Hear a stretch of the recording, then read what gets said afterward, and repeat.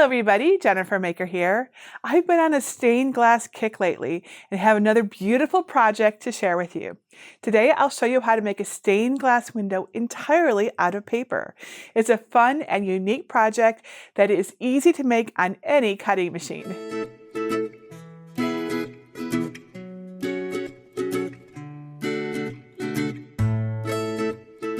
There's something special about a simple project that only looks complex.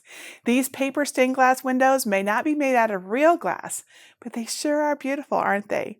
I just love the bright colors and the intricate details. They're my favorite parts about real stained glass windows too. And what's extra cool about these is that you can size the designs up or down, depending on your cutting machine, materials, and goals. So in addition to cutting versions that fit a 12 by 12 inch shadow box, like these are, I'll show you how to cut a small one on the Cricut Joy and a jumbo one on the Cricut Venture. You will really get to see how SVG cut files are so versatile with this project. So whether you're cutting on a Joy, one of the mid-sized machines, or the Venture, you will need a machine mat, of course, as well as some cardstock. I will use 12 by 12 inch cardstock for most versions, but for the Venture, you're going to need the big stuff, like this. These are large 24 by 28 inch size pieces, and all the colors that you need are in my materials list. Plus, I have a tip if you need a color that Cricut doesn't sell, or mix it up and use your own color scheme. Now, don't let the intricate cuts and resizing intimidate you. I've got lots of tips to get nice, clean cuts on even the most detailed areas of these designs. And finally, I'll show you how to finish the designs with 2D or 3D effects so you can create exactly the look you want. Are you ready to make these gorgeous stained glass window projects? Let's do it. Step 1. Get my layered paper stained glass designs. First, download my designs at JenniferMaker.com/563. You can either download right from that link by saving the project, or download from my entire free design collection. To find it, look for Libraries in the red bar at the top, and then click either Get a Password if you don't yet have one, or click Enter the library. Search the page for design number 563 and click the link to download the design file. Once downloaded, unzip the folder to access the contents. If you're not sure how to do this, visit JenniferMaker.com/SVGs to learn how to unzip and upload files.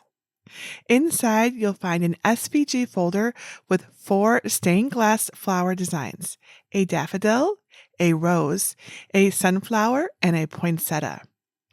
You can cut the layers of paper by hand, of course, but it's easier to cut with a cutting machine like a Cricut.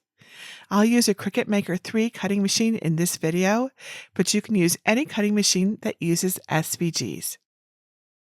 Step 2. Prepare your layered paper stained glass design. If you want to display your design in a shadow box, these designs work best with square shadow boxes, like this 12 by 12 inch frame. First, remove the back of the frame. Then use a ruler to measure the exact size of the open space inside the frame where the paper will go. The numbers on the packaging often refer to the entire frame size, not the size that your material can fit into, so it's really important to check. Once you've taken your measurements, head on over to Cricut Design Space. In Design Space, I'll upload the rose file and then add it to my canvas. It's pretty big on the canvas, so click the minus sign to zoom out a bit. Each design uploads as an 11.5 inch square.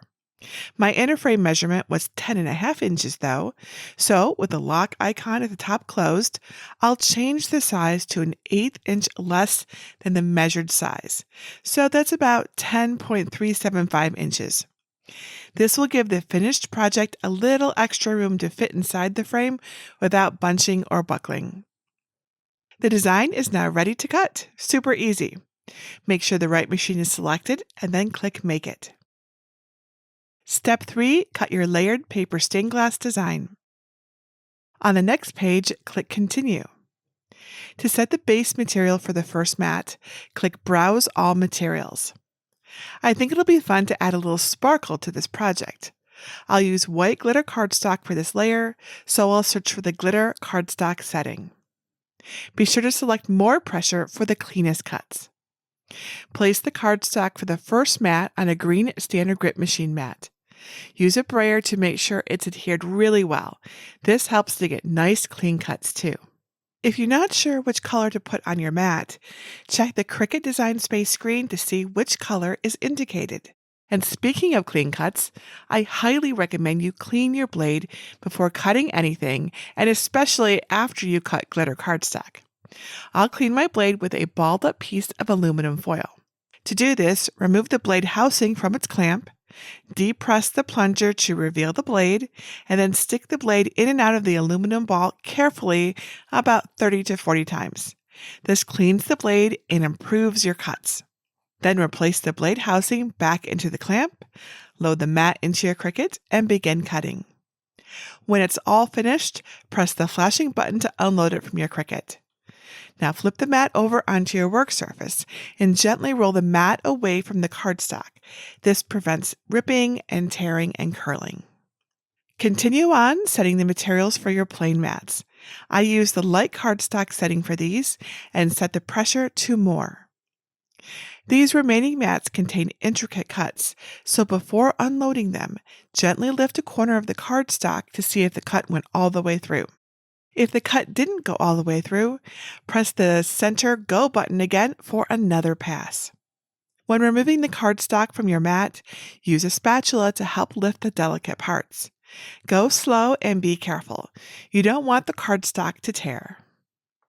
For the last two blue glass pieces, I again used glitter cardstock with the glitter cardstock setting and the pressure set to more for the cleanest cut.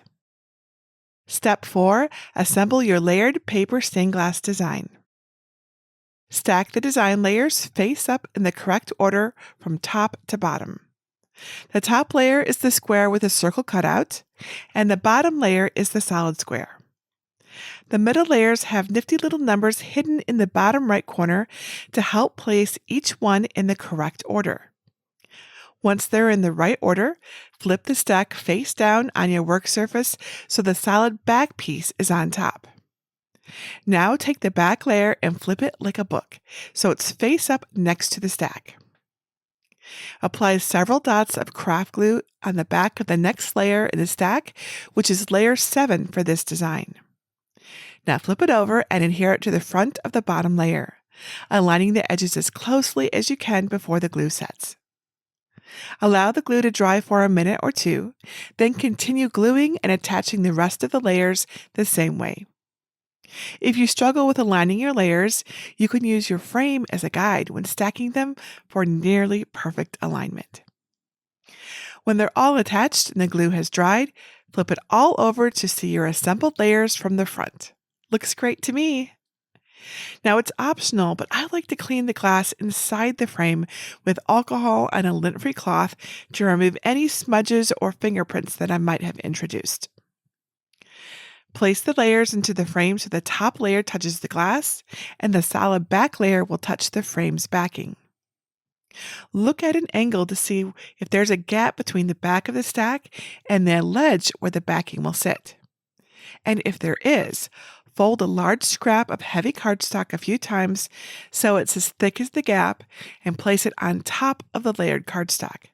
This helps hold the assembled layers against the glass. Now put the back of the frame on, making sure the hanger is at the top of the design. And that's all there is to it. Isn't that beautiful? Poinsettia design with foam squares. If you want to add depth to the stained glass design, grab some adhesive foam squares. Prepare, cut, and order your layers like before, and then flip them face down. This time, stick foam squares to the back of the cardstock before flipping and attaching them to the layer underneath. And if there's space between the cardstock and where the backer goes, you can use stacked adhesive foam squares in the corners and one stack in the middle to fill the space, instead of the folded cardstock. And when you're all ready, put the back of the frame on and admire your creation. How gorgeous is that? Cut your design on a Cricut Joy. To cut any of these designs like the daffodil on the Cricut Joy, it needs to be quite a bit smaller. To do this, first I'll select all of the layers, and then with the lock icon closed at the top, I'll change the size to 4 inches square. Make sure the correct machine is selected in the top right, and then click Make It.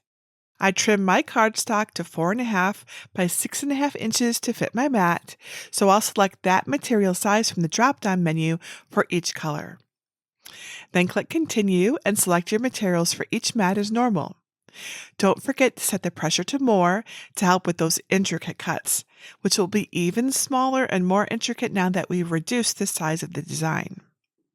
Place the first cardstock face up on a green standard grip machine mat and use a brayer to adhere it really well. Remember, this also really helps getting those intricate cuts.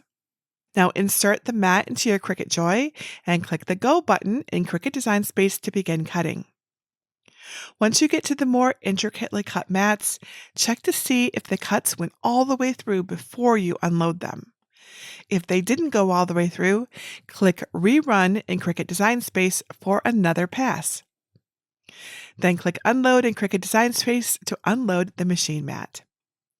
Flip the mat over onto your work surface and gently roll the mat away from your cardstock to release it. Use a spatula to help unstick any delicate areas. And then continue cutting the materials. Then assemble the layers just like the other designs, using the cutout numbers in the corners to help. I'll attach these layers with glue because the details are a bit small to use the adhesive foam squares. It's so cute, don't you think? Cut your design on the Cricut Venture. Now let's go big and make a large paper stained glass sunflower with the Cricut Venture. Cricut makes new 24 by 28 inch cardstock that I'll use for this project, but I wanted a dark orange layer that they just don't have. Luckily, I found this orange poster board that works great. The Cricut Venture can cut material up to 24 inches wide, but you can only cut as large as your material will allow. My orange poster board is only 22 by 28 inches, so it's a few inches smaller than the Cricut cardstock. So with the whole design selected and the lock icon closed, I'll enter 22 inches into the width field and hit Enter. Make sure your Cricut Venture is selected and then click Make It. If you're prompted, click on Mat, choose your mat size, and click Confirm. You'll see a tiny pop-up reminding you to place your material in the bottom left corner of the mat. This is important so your Venture cuts in the right spot. And then click Got It. Now click Continue and select your materials for each mat. I'll select medium cardstock for most of my mats. But because my dark orange layer uses poster board instead of cardstock, I'll set the base material to poster board. And don't forget to set the pressure to more for each mat for the best cut. Place the cardstock for your first mat face up on your Cricut Venture's teal green standard grip mat. Be sure to position it starting in the bottom left corner like this. And use your brayer to adhere it well. With the Venture's standard blade inserted into the clamp, raise the lever on the left side of the machine. Now move the pinch roller to position 2, raise the left and right guides, and make sure the center cut is down. Press the mat support button so the mat support arm swings out. You can also add the mat support extensions by snapping them into the back. With the mat positioned so the cardstock is aligned in the bottom left corner, insert the mat into your Cricut Venture. Once the mat hits the guides on the bottom, lower the lever. Press the load button and then press the go button once it starts to flash. When your first mat is finished cutting, leave it in the machine and check to see that the cuts went all the way through by lifting a corner of the cardstock. If the cuts didn't go all the way through, leave the mat in the machine and do not hit the cut button again. Instead, hit the go button on the machine. When the cut is complete, hold the mat from the top, lift the lever, and pull the mat out. Flip the mat over onto your work surface and then gently peel the mat away from the cardstock. The Venture mats aren't quite as flexible as the mats for the other machines, so be careful not to roll it too far. Set the layer aside and continue cutting the other materials. This design is less delicate when it's not sized smaller, but you can still use your spatula to help lift the more intricate areas. When all of your layers are ready, order them just like the other designs. Remember to use the cutout numbers in the corners to help. Flip the stack over and then flip the blue layer to the side so it's face up. Now I went big with the size, but I also want to go big with the 3D effect too. So I'll add adhesive foam tape between each layer to add dimension. Line up the edges before lowering the rest of the cardstock down onto the previous layer. Then continue assembling the layers. How incredible is that? Step 5, show it off. Didn't these turn out beautifully? These layered paper designs make great gifts and home decor, and will add a gorgeous splash of color to any space. I'm a huge fan of bright cherry colors, and these make a lovely colorful statement, don't you think? I just love how you can size these way up or way down, depending on your preference. The extra large venture-sized versions can be displayed on an easel, like I've done here, or you can even have a custom shadow box frame made to fit it, or make one yourself if you're handy like that. The Joy-sized versions are great to display on a small stand like this in a miniature shadow box, or they can be used as embellishments on your cards. I love combining elements from different projects because it gives us even more crafting possibilities, which is so much fun. To customize these even more, you can use different colored cardstock or even patterned or holographic cardstock.